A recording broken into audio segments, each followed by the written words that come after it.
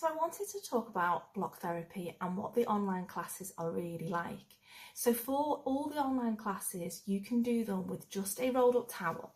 So I have done a video in the past of how to roll up a towel, but all you need to do is get a medium sized towel and tightly roll it up into like a cylinder shape.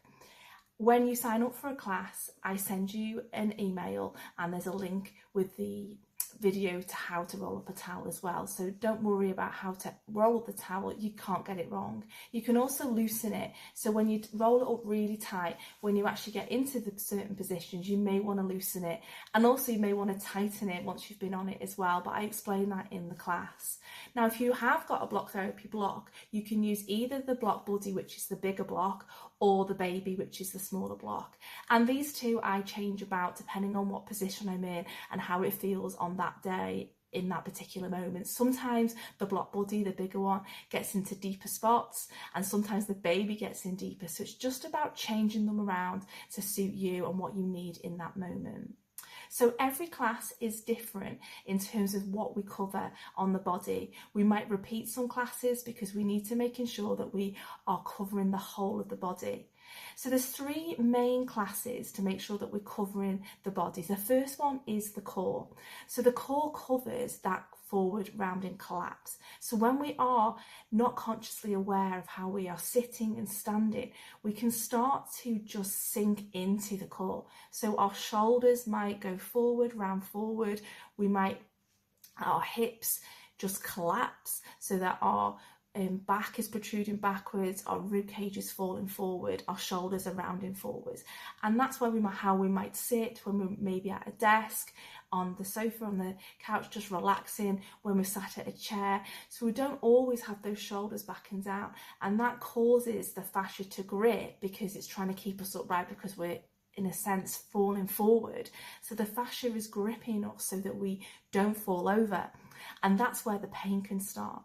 So for me, I found block therapy because of my lower back. I had lower back pain. I tried so many different things and I couldn't get rid of the pain. It would go, but it always came back and it never resolved because I didn't get to the root of the problem because I was trying to address my lower back. I didn't think about opening up the front of my body, and that's what we do in the core class. We always start, even if it's not the core class, in the belly position. So this is placing the rolled up towel or the block therapy block over the belly button and lying on it. Now you can do this on a bed to start off with, or the floor, and you can even do it on a chair. So on a chair you would just add pressure and lean forward.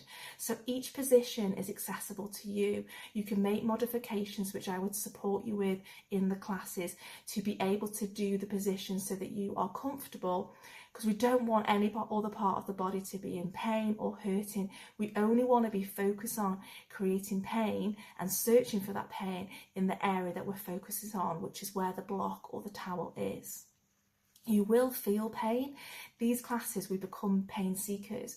We're seeking the pain, then we're connecting to the diaphragmatic breath, and we are releasing that pain out of the body. So we need to release the pain out of the body by finding it first of all. And we do that by making sure that we know that if we can breathe diaphragmatically, which is breathing from the stomach rather than the chest, hopefully in and out through the nose if you can, so that we can align that tongue properly. Once we breathe diaphragmatically, we trust the breath, and if we are not able to breathe in that relaxed way, we know that we have taken our body to a position that at this time is too uncomfortable, and we need to ease off, either less pressure or move back to a position where it is able to breathe easier. So the core, we open up the stomach, we open up the chest, we open up the arms. And then we get into the ribs, and these ribs can fuse together. And one of the things with block therapy is it creating that space that we've lost. So if your ribs have fused together, by lying on the block or the towel, they'll start to open up. Now this can be painful because obviously when we've been locked in and then you create the space again, that might send inflammation into that area, so there may be some pain. But we don't want to be applying ice, we want to be applying heat, and I'm always here to guide you on what positions you need to do to help ease those rib releases. They can be painful in the moment for some people. Other people don't experience that much pain, and some people don't get rib releases at all. It's just about your body and the way that either you have been locked in and the way they are released. So we always trust our breath, we always go slowly, and we try and stay in position for 3 minutes, and that helps with the melting process. So each position you're in for 3 minutes if you can. You can always exhale up and get out of position if you're not able to do the 3 minutes. And the more you do it, the more you'll be able to stay in position. Now you can stay longer. So in class we focus on 3 minutes in each position.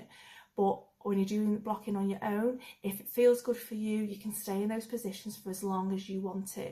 And if you're doing them in bed, you can have pillows and cushions to support the rest of the body so that you're able to get in that position for as long as feels good for you. Once we've covered the core, we then have another class which is covering the pelvis, legs and the feet. So this works the lower part of the body, and this is where it all begins. We need to get the foundations correct. So you may not have any pain in your feet. So when my lower back was hurting, I didn't have any pain in my feet, I didn't have pain in my legs, I did have pain in my hips, but I didn't realise that how connected my feet was to my lower back. So if the feet are not in alignment, if the feet are maybe facing outwards, inwards, or your heel is collapsed and you may shift your weight to one side, or when you sit maybe cross-legged, all this has an impact everywhere else up in the body. So if we don't get those feet in alignment, all the work we're doing everywhere else will be undone by every day that we're walking or sitting in a certain way. The fascia will then grip back and will take us back to where we were. So we need to be working the foundation, which is the feet. So this class is really important to get that blood flow in through the legs. I remember the first time I felt the blood flowing through my legs. It was really exciting to feel that heat, knowing that I'd melted away those restrictions and the blood was now flowing through. I used to have really cold feet, and now with doing blocking on a regular basis, and that's the key, this consistency, my feet are now nowhere near as cold. The same with my hands. So when we get onto the head, neck and arms class, we need to be working the extremities, which again is the hands, to bring that blood flow all the way down to the fingertips, and then working the whole of the arm up into the neck and into the head as well. And when we're able to work the whole of the body, we then can release all those restrictions and get rid of the pain that you initially brought you to block therapy. So again, I used to have very cold hands and they used to be very white. The blood and circulation wasn't flowing.